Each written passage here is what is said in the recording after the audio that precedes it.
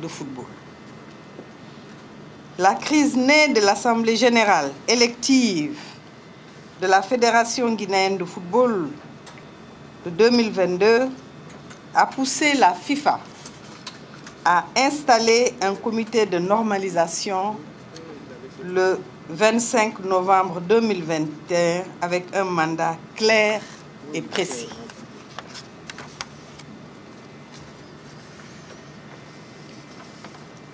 L'une des articulations de ce mandat était déterminer, en coopération avec l'administration de la FIFA, si des dispositions spécifiques des statuts et du code électoral de la Fédération guinéenne de football en relation avec la procédure électorale doivent être amendées. Après notre installation le 1er décembre 2021, mes collègues et moi-même, appuyés par le secrétariat général, nous sommes attelés à donner à la Fédération guinéenne de football le meilleur texte possible pour que la sérénité revienne enfin dans la famille du football guinéen. Le processus a démarré par une consultation des acteurs du football du 10 au 20 mars 2022. Cette consultation a été suivie par la consolidation des propositions et des amendements proposés par les 10 acteurs. Ces propositions ont été présentées à la FIFA pour validation. C'est à l'issue de cette présentation, en fin avril, que plusieurs échanges et visioconférences ont été organisés entre la FIFA et la Fédération guinéenne de football. Ces travaux ont conduit à l'élaboration d'un avant-projet de statut qui a été soumis aux acteurs en août 2022. Soucieuse de la participation effective de tous les acteurs, la FIFA et la CAF ont levé une mission d'explication qui a séjourné en Guinée du 11 au 13 octobre 2022.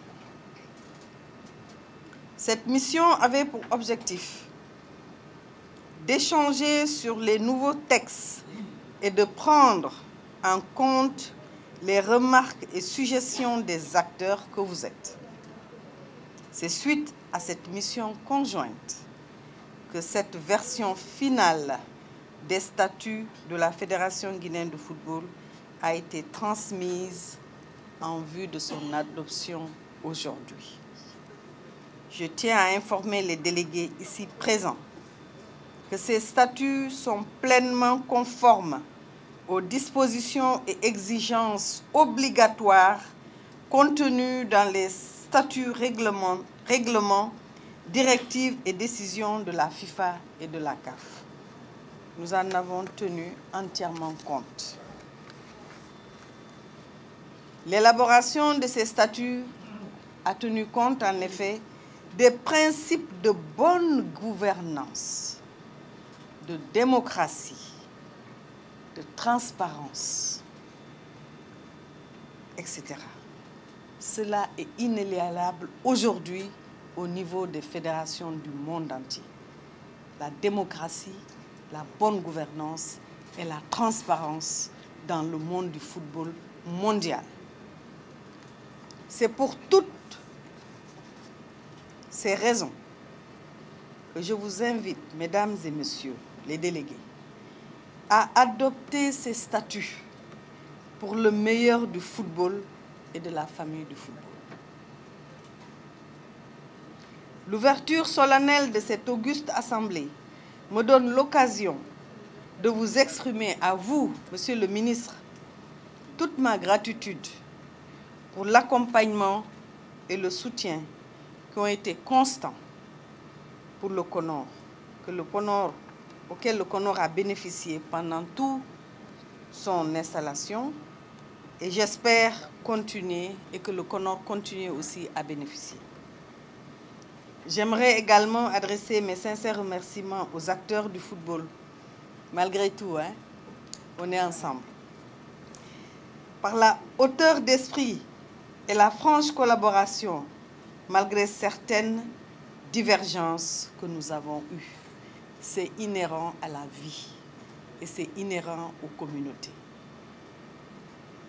Mes remerciements vont aussi à mes collègues membres du CONOR et l'administration fédérale pour tous les efforts qui ont été déployés.